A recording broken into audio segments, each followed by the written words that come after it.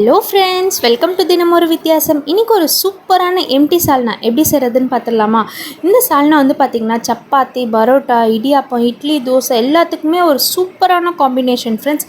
கண்டிப்பாக இதே மாதிரி ட்ரை பண்ணி பாருங்கள். டேஸ்ட் அட்டகாசமாக இருக்குது. வாங்க எப்படி செய்கிறதுன்னு வீடியோக்குள்ளே போகலாம். ஃபஸ்ட்டு பார்த்திங்கன்னா நான் சால்னாக்கு தேவையான வெங்காயம், தக்காளி எல்லாமே கட் பண்ணிக்கலாம். இதுக்கு பார்த்திங்கன்னா நான் 3 வெங்காயம் 3 தக்காளி இந்த மாதிரி நீட்டாக கட் பண்ணிக்கிறேன். இப்போ பச்சை மிளகா பார்த்திங்கன்னா இந்த மாதிரி நீட்டாக கட் பண்ணி இந்த மாதிரி கீரி போட்டுக்கலாம். இப்போ இதுக்கு தேவையான பேஸ்ட்டு ரெடி பண்ணிக்கலாம். 4லேருந்து 5 பத்த தேங்காய் இந்த மாதிரி குட்டி குட்டியாக கட் பண்ணிக்கிறேன். இது கூடவே மிளகு ஒரு 7 மிளகு சேர்த்துக்கலாம். இப்போ பார்த்திங்கன்னா முந்திரி பார்த்திங்கன்னா ஒரு 7 முந்திரி போட்டுக்கலாம். இப்போ பார்த்திங்கன்னா வறுத்த வேர்க்கடலையும் சேர்த்துக்கலாம். வறுத்த வேர்க்கடலை 1 ஸ்பூன், அதேமாதிரி பொட்டுக்கடலை 1 ஸ்பூன் சேர்த்துருக்கேன். இதெல்லாம் சேர்த்துட்ட பிறகு பார்த்திங்கன்னா 1 ஸ்பூன் சோம்பு சேர்த்துக்கலாம். 1 ஸ்பூன் சோம்பு சேர்த்துட்ட பிறகு தண்ணி ஊற்றி நல்லா ஃபைன் பேஸ்ட்டாக அரைச்சிக்கலாம். இப்போ நம்ம குக்கரில் தான் செய்ய போகிறோம். குக்கரில் 2 ஸ்பூன் ஆயில் சேர்த்துக்கலாம். 1 ஸ்பூன் கீ சேர்த்துக்கிறேன். இப்போ இதில் 1 ஸ்பூன் சோம்பு சேர்த்துக்கலாம். சோம்பு நல்லா பொரிஞ்சணும். பிரியாணி ஸ்பைசஸ்லாம் சேர்த்துக்கலாம். பட்டை, ஏலக்காய், கிராம்பு இது எல்லாமே நம்ம இப்போ இதில் போட்டுக்கலாம். நம்ம பிரியாணி ஸ்பைசஸ் எல்லாமே ஆட் பண்ணிட்ட பிறகு பார்த்திங்கன்னா இதில் நம்ம கட் பண்ணி வச்சுருக்க வெங்காயம் சேர்த்துக்கலாம். இப்போ நான் 3 வெங்காயத்தை இதில் சேர்த்துக்கிறேன். வெங்காயம் நல்லா கோல்டன் ப்ரௌன் ஆகிற வரைக்கும் நல்லா வதக்கிக்கோங்க. இதில் கூடவே நம்ம கீரி வச்சுருக்க பச்சை மிளகாவும் சேர்த்து நல்லா கிண்டிக்கலாம்.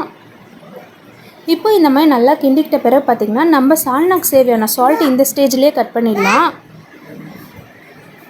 இப்போ சால்ட்டெல்லாம் நல்லா சேர்த்துட்ட பிறகு இந்த மாதிரி கலர் சேஞ்ச் ஆகிற வரைக்கும் நம்ம வெங்காயம் நல்லா வதக்கிக்கோங்க. இந்த ஸ்டேஜில் பார்த்திங்கன்னா நம்ம கட் பண்ணி வச்சுருக்க தக்காளியும் சேர்த்துக்கலாம். நம்ம கட் பண்ணி வச்சுருக்க தக்காளியும் நல்லா வதங்கிக்கணும். இது கூடவே பார்த்திங்கன்னா நான் 1 ஸ்பூன் இஞ்சி பூண்டு பேஸ்ட்டு சேர்த்துருக்குறேன். நான் சொல்கிற மெத்தடில் ட்ரை பண்ணி பாருங்கள் ஃப்ரெண்ட்ஸ். சால்னா டேஸ்ட் அவ்வளோ சூப்பராக இருக்கும். இப்போ ஒரு 1/4 ஸ்பூன் மஞ்சள்தூள் சேர்த்துக்கிறேன். தனி மிளகாய் தூள் 1 ஸ்பூன் சேர்த்துருக்கேன். இது கூடவே பார்த்திங்கன்னா மல்லித்தூளும் 1 ஸ்பூன் சேர்த்துக்கலாம். இப்போ நம்ம சேர்த்த மசாலாஸ் எல்லாம் நல்லா இந்த மாதிரி வதக்கிக்கலாம். இது ஒரு திக்கான கிரேவி மாதிரி வரும். இது கூடவே பார்த்திங்கன்னா நான் சிக்கன் மசாலா 1 ஸ்பூன் சேர்த்துருக்கேன். உங்கள்கிட்ட சிக்கன் மசாலா இல்லைன்னா நம்ம கரம் மசாலா கூட சேர்த்துக்கலாம். ரெண்டுமே ஈக்குவலாக தான் இருக்கும். சிக்கன் மசாலா போட்டிங்கன்னா டேஸ்ட் சூப்பராக இருக்கும் ஃப்ரெண்ட்ஸ். இப்போ பார்த்திங்கன்னா அரை கைப்பிடி கொத்தமல்லி, அரை கைப்பிடி புதினா சேர்த்துக்கலாம். புதினா கொத்தமல்லி சேர்த்துட்ட பிறகு நல்லா இந்த மாதிரி கிண்டிக்கலாம். இந்த மாதிரி கிண்டிக்கோங்க. இந்த மாதிரி கிண்டிட்ட பிறகு பார்த்திங்கன்னா நம்ம அடுத்தது பார்த்திங்கன்னா நம்ம அரைச்சி வச்சுருக்க விழுதை தான் இதில் சேர்க்க போகிறோம். நம்ம இந்த சால்னா பாருங்கள், இந்த மாதிரி அரைச்சி வச்ச விழுதை இதில் சேர்த்துக்கோங்க. இப்போ சால்னா உங்களுக்கு எந்த அளவு கன்சிஸ்டன்சி தண்ணி வேணுமோ அந்த அளவுக்கு நான் தண்ணி சேர்த்துக்கலாம். நான் இதுக்கு 2 கிளாஸ் தண்ணி சேர்த்துருக்குறேன்.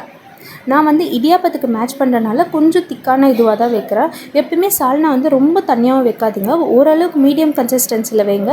எல்லாத்துக்குமே மேட்ச் ஆகும் ஃப்ரெண்ட்ஸ். இட்லி, பரோட்டா, தோசை எல்லாத்துக்குமே சூப்பரான காம்பினேஷனாக இருக்கும். இப்போ நம்ம தண்ணி ஊற்றிட்ட பிறகு நம்ம ப்ரெஷர் குக்கர் போட்டு 3 விசில் விட்டு இறக்குனிங்கன்னா ஒரு அட்டகாசமான எம்டி சால்னா ரெடி ஆகிடும்.